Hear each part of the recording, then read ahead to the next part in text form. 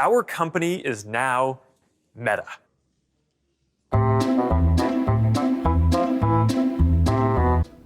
1 year ago, we learned that Facebook would be rebranding as Meta, and that we would begin development as a species on something called the Metaverse. The Metaverse, when searched on Wikipedia, leads to a quick definition that states it is, quote, a hypothetical iteration of the internet. That is to say, a year after the announcement of the Metaverse does not exist. What was promised to us with the Metaverse? We were brought into a world of magical avatars that represented our tastes and the things that we wanted to express ourselves as. A 3D virtual environment that would take place in our own living spaces, and we would build it together. Well, that's certainly very interesting. To say that Meta has invented the Metaverse would be a lot like saying Bill Gates invented the internet. He did not. The last few years have been humbling for me and our company in a lot of ways. The story of the Metaverse is the story of a company flailing in the water for relevance as it sinks into obscurity. Fewer and fewer people use Facebook. Fewer and fewer people trust Facebook. If we look at just the stock price and what's happened from the announcement of the Metaverse to now, we saw a big spike because there was a lot of hype around what could be. In fact, when we look back at what was promised in that video, really what Mark Zuckerberg told us was the metaverse isn't something we're building, it's something we're building for. they're not building the metaverse. They're not making the metaverse. The metaverse is not something that Meta will be responsible for. What they did tell us is that they will give us the tools to experience the metaverse. To make sure that we don't lose too much money, When you have fewer people using your product and your stock price dips and dips and dips and dips and dips, and people aren't buying ad space on your platform anymore, which was your main revenue model, maybe to make sure that we don't lose too much money, you get into the business of selling products. VR goggles. Some of them are $1,500 a pop. But just in case nobody actually builds the metaverse, we'll also build AR glasses, and they'll be cool. You've become a fashion brand, and you're banking on a trend that has no basis in reality. So this is a way for Facebook to make money. Now, I'm certainly not the first person to claim that the metaverse doesn't exist. In fact, in preparing for this, I read an article called "The Metaverse Does Not Exist." And in that, we get a little bit of an explanation about how the metaverse would rely heavily on blockchain technologies and cryptocurrency. Those aren't nearly as secure or as much of a sure thing as they've been claiming they are. Facebook essentially is positioning itself to be the PayPal of this hypothetical new iteration of the internet, where you can pay an artist, I'll tip the artist and they'll extend it. gamble, I knew you were bluffing. creators can sell and share 3D digital items. every transaction you make is recorded. It's probably some kind of convenience fee or transaction fee.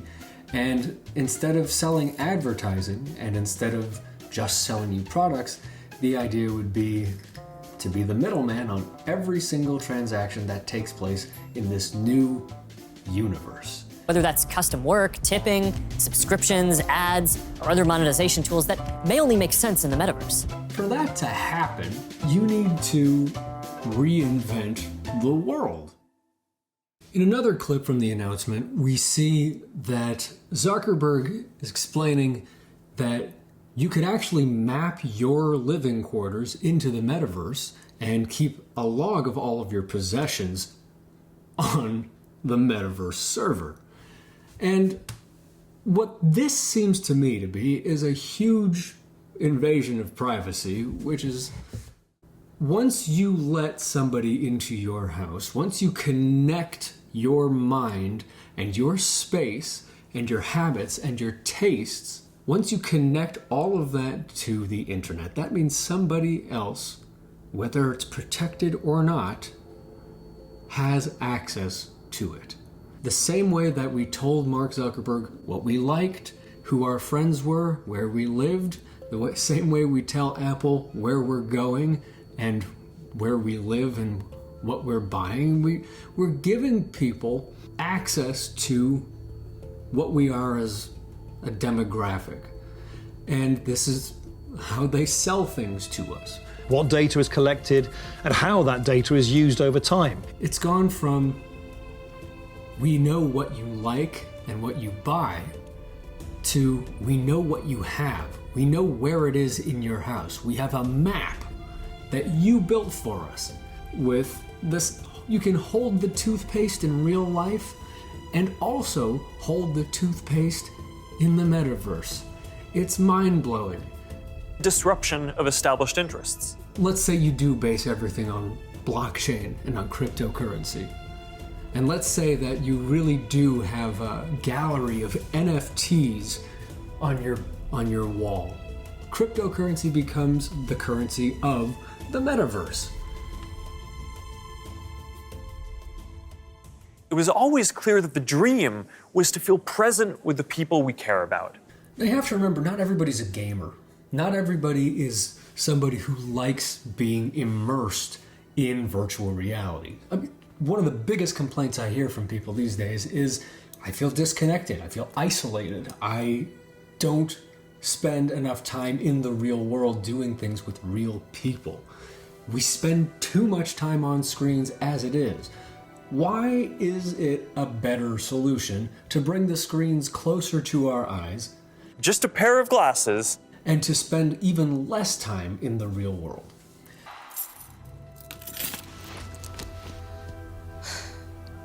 I don't see people really lining up for this type of life.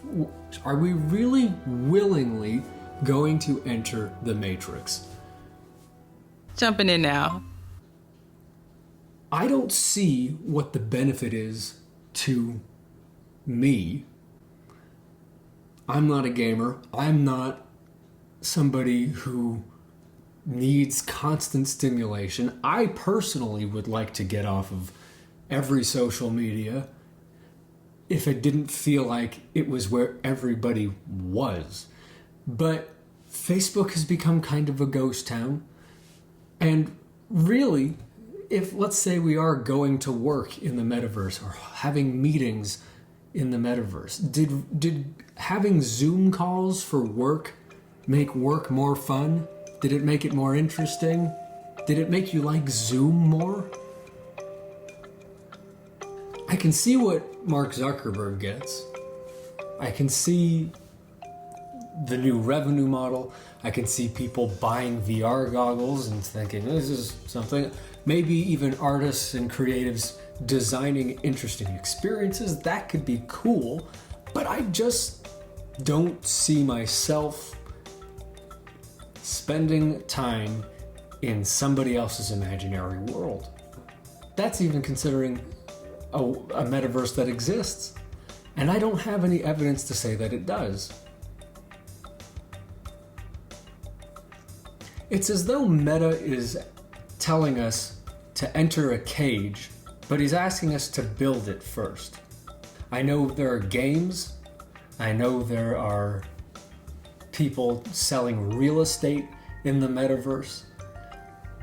But essentially, every time I hear one of these new schemes of, oh, it's a little too difficult for you to understand, I understand it, give me your money, it feels like a scam.